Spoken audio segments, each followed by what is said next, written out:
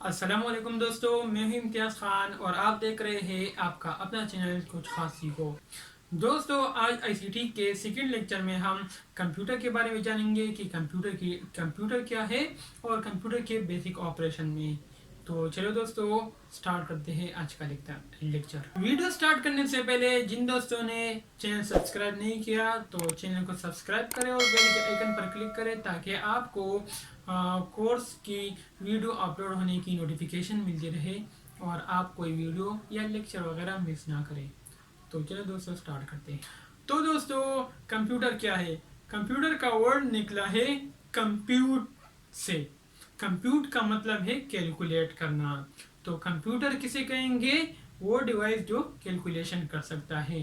लेकिन कंप्यूटर की डिफिनीशन कुछ इस तरह होगी कि हर वो डिवाइस जो कैलकुलेशन कर सकता है और कंपैरिजन कर सकता है तो हम उसे क्या कहेंगे?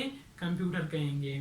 तो दोस्तों, अब हम जानेंगे कि कैलकुलेशन और कंपैरिजन किसे कहते हैं।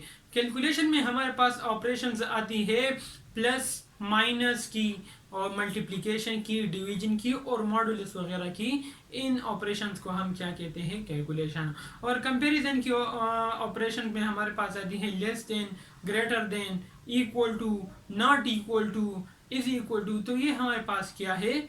ये हमारे पास कंपैरिजन ऑपरेटर्स हैं।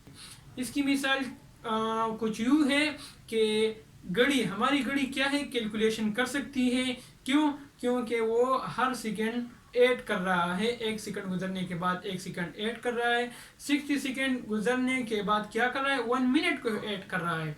और 60 मिनट गुजरने के बाद 1 आवर को ऐड कर रहा है अपने साथ। तो एक ख़ास कैलकुलेशन कर रहा है। तो मतलब घड़ी भी हमारे पास क्या है? वो एक कंप्यूटर है। इसी तरह की कैलकुलेटर आप देख ले, कंप्यूटर, लैपटॉप, मोबाइल और मुख्तलिफ चीज़ें, हर वो डिवाइस जो कैलकुलेशन कर सकता है तो वो क्या है हमारे पास? वो हमारे पास है कंप्यूटर। लेकिन दोस्तों, इस कोर्स में हम घड़ी और मुख्तलिफ चीज़ों के बारे में नहीं पढ़ेंगे, बल्कि बेसिक जिसे हम आजकल कंप्यूटर के नाम से जानते हैं, मतलब कंप्यूटर जो डेस्कटॉप की शक्ल में या लैपटॉप की शक्ल में या मोबाइल की शक्ल में जो है, इसके बारे में जानेंगे कि ये कंप्यूटर क्या क्या काम कर सकता है। तो हमारे कोर्स में सिर्फ यही शामिल है कि कंप्यूटर क्या कर सकता है, सिर्फ इस कंप्यूटर के बारे में जिक्र होगा। तो दोस्तों, आगे बढ़ते हैं हम नेक्स्ट टॉपिक के बारे में कि कंप्यूटर की बेसिक ऑपरेशंस क्या है। तो कंप्यूटर की हमारे पास 4 बेसिक ऑपरेशंस है। हर कंप्यूटर ये 4 ऑपरेशन ज़रूर परफॉर्म करेगा। तो दोस्तों, फर्स्ट ऑपरेशन हमारे पास है इनपुट ऑपरेशन। सेकंड ऑपरेशन हमारे पास है स्टोरेज ऑपरेशन। थर्ड हमारे पास है प्रोसेसिंग ऑपरेशन और फोर्थ हमारे पास है आउटपुट ऑपरेशन। फर्स्ट हमारे पास है इनपुट ऑपरेशन। इनपुट ऑपरेशन किसे कहते हैं? जब कंप्यूटर अपने एक्सटर्नल सोर्सेज से डेटा को रिसीव करता है तो वो हमारे पास क्या है? वो इनपुट ऑपरेशन है। कंप्यूटर किन सोर्सेज से डेटा रिसीव कर सकता है?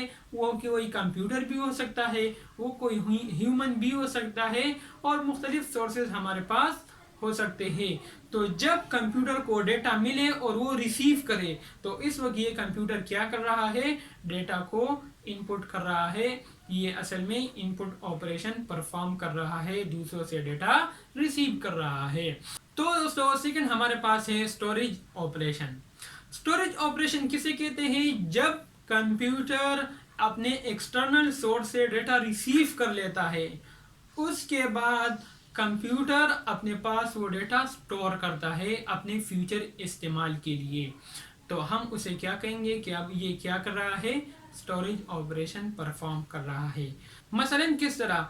हम कीबोर्ड की मदद से MS वर्ड में कुछ एक डॉक्यूमेंट बना रहे हैं और उसमें टाइपिंग कर रहे हैं, एक CV बना रहे हैं या एक डॉक्यूमेंट बना रहे हैं, लिख रहे हैं, उसमें टेक्स्ट लिख रहे हैं। तो कंप्यूटर इस टाइम इनपुट ऑपरेशन परफॉर्म कर रहा है। वो डेटा जब हम सेव कर लेते हैं तो कल, परसों, 1 हफ्ते बाद, 1 महीने के बाद, जब तक उस सिस्टम से वो डेटा डिलीट ना करें हम, तब तक वो डेटा हम ओपन कर सकते हैं। तो ये किस तरह होता है? कंप्यूटर ने ये डेटा अपने पास स्टोर कर लिया है। तो जब कंप्यूटर अपने पास ये डेटा स्टोर करता है, उस ऑपरेशन को हम क्या कहते हैं? Storage operation. अक्सर स्टूडेंट्स हमारे पास कंफ्यूज होते हैं कि आया यूएसबी या मेमोरी कार्ड वगैरह हमारे पास इनपुट डिवाइस है या स्टोरेज डिवाइस। तो कंफ्यूजन बिल्कुल ख़त्म करें, ये हमारे पास स्टोरेज डिवाइसेस है। क्यों? क्योंकि इसकी मदद से कंप्यूटर हमसे कोई भी डेटा रिसीव नहीं करता। सिर्फ हम कंप्यूटर को कीबोर्ड या कैमरा या किसी और डिवाइस के जरिए कंप्यूटर को डेटा एंटर कर लेते हैं और उसके बाद यूएसबी में वो डेटा स्टोर हो जाती है। तो स्टोरेज डिवाइसेस हमारे पास फ्यूचर इस्तेमाल के लिए होती है ताकि डेटा को हम फ्यूचर में इस्तेमाल कर सके और बार बार यूज़र से डेटा को रिसीव ना करने की ज़रूरत ना हो। थर्ड हमारे पास है प्रोसेसिंग ऑपरेशन। तो हर डेटा प्रोसेस होने के लिए कंप्यूटर की तरफ सीपीयू की तरफ जाती है, तो वो अपने पास वो ऑपरेशन भी लेके जाती है कि मैं किस किस्म की प्रोसेसिंग के लिए आया हूँ। क्या अगर वो एडिशन है तो उस पर एडिशन की प्रोसेसिंग होगी, अगर वो सब्ट्रैक्शन है तो सब्ट्रैक्शन की, और इस तरह की जो भी प्रोसेसिंग उस पर होनी है। तो जब वो प्रोसेस परफॉर्म हो रही होती है तो हम उसको क्या कहते हैं कि प्रोसेसिंग ऑपरेशन अभी हो रहा है। तो वो कोई भी प्रोसेसिंग हो सकती है किसी भी टाइप की। तो दोस्तों फोर्थ नंबर हमारे पास है आउटपुट ऑपरेशन। आउटपुट ऑपरेशन में क्या होता है, जब कंप्यूटर किसी एक्सटर्नल सोर्स से डेटा ले लेता है, उसको अपने पास स्टोर कर लेता है और उसको प्रोसेस कर लेता है, उसके बाद कंप्यूटर वो डेटा उठाकर अपने यूजर को या कोई भी एक्सटर्नल सोर्स हो उसको सेंड कर देता है, उसको थमा देता है, प्रेजेंट कर देता है। तो आउटपुट ऑपरेशन किसे कहते हैं? कंप्यूटर जब अपने यूजर को या एक्सटर्नल सोर्स को डेटा प्रोवाइड करता है, देता है, तब उसे हम क्या कहते हैं कि यहाँ पर क्या हो रहा है, आउटपुट ऑपरेशन परफॉर्म हो रहा है।